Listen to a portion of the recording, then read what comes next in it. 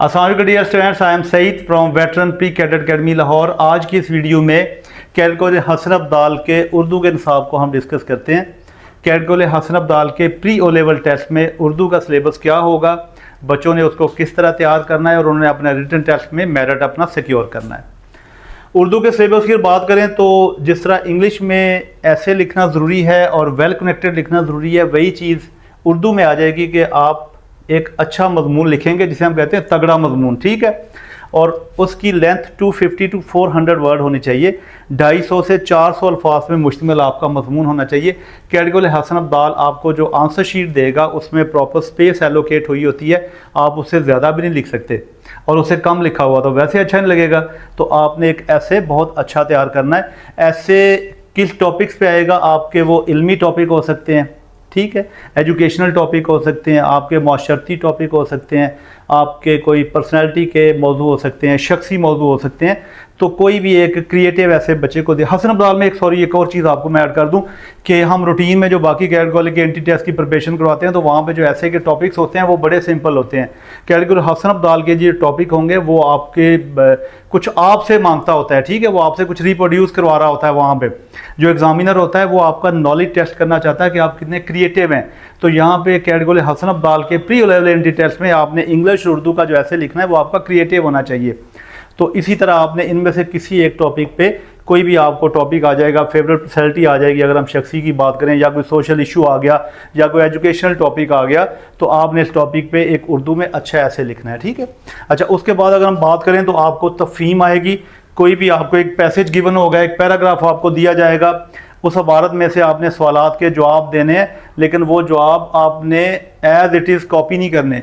आपने पैराग्राफ से, तो अक्सर बच्चे मैंने देखा है कि वो एक लाइन इधर से उठाई, एक इधर से उठाई और उसको लिख देते हैं नीचे।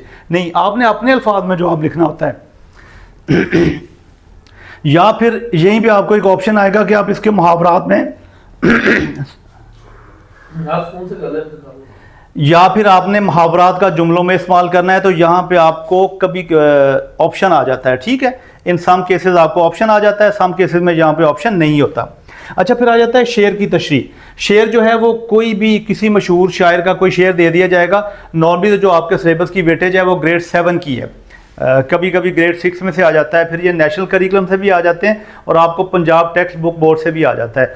लेकिन इनसे हट के भी हमने कुछ शायरों को कुछ शेर हमने तैयार करने हैं, ताकि यहाँ पे अगर बच्चा आए तो कोई भी उसको शेर आ जाए वो उसकी अच्छी तरह तशरीह कर जाए, उसके अल्फाज के मानी लिख दे, और अगर शायर का नाम भी लिख दे तो और ज़्यादा अच्छा ऐसे एक इमेज क्रिएट हो जाता है। तो मशहूर शेर की आपने अशार में से किसी एक की आपने तशरीह लिखनी है। फिर जुमलों की बनावट आपसे की जाएगी, हदायत के मुताबिक उनमें तब्दीली की जाएगी, ठीक है। जिस तरह इंग्लिश में हम कहते हैं डू वेल डायरेक्टेड के पोर्शन में यहाँ पे भी आपसे उसी तरह ही तब्दीली करवाई जाएगी और आपसे आप जुमले जो हैं उनको तब्दील करवाया जाएगा कि इसमें फ़लाँ तब्दीली कर दें, या आपको खाली जगह आ जाएगी, ठीक, खाली जगह पुर करें।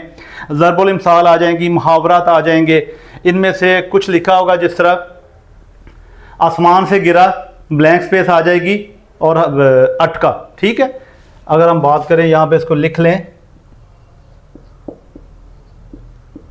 आसमान से गिरा, थोड़ी सी खाली जगह आ गई, में अटका, तो आसमान से गिरा खजूर में अटका। इस तरह के आपको सेंटेंसेस आ जाएंगे जो आपने कंप्लीट करने होंगे।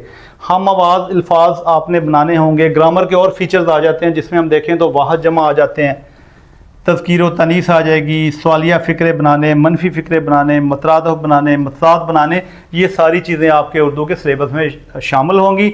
वेटरन्स प्री कैडेट अकेडमी के अपने नोट्स हैं जो इन तमाम मॉड्यूल्स को कवर करते हैं। यूट्यूब पे हमारी वीडियो अवेलेबल हैं, सोशल मीडिया पेजेस पे हम प्रेजेंट हैं।